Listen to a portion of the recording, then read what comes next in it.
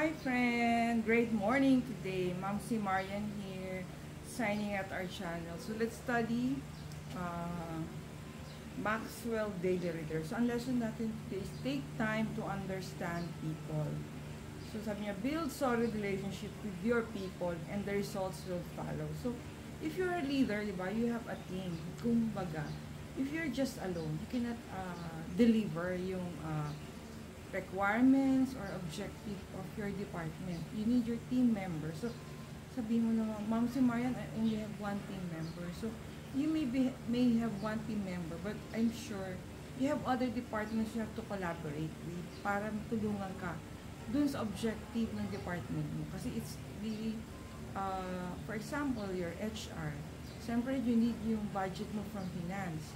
You need from the operations teams kung ano man yung project that was given. So you coordinate with a lot of people. So meaning you have to understand yung mga working styles or behavior or personality of different people in order for you to deliver your results that you need. No? So how are you doing when it comes to being relational?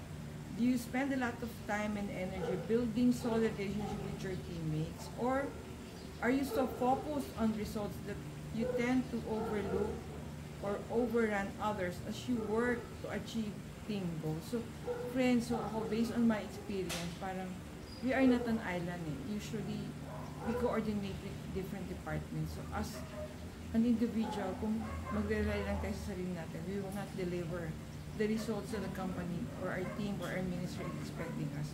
We need others. We need to understand the people around us. Personality, modes, needs, no, so marami po.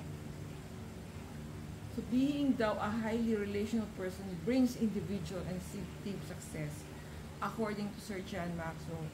Thank you for watching. See you on our next video.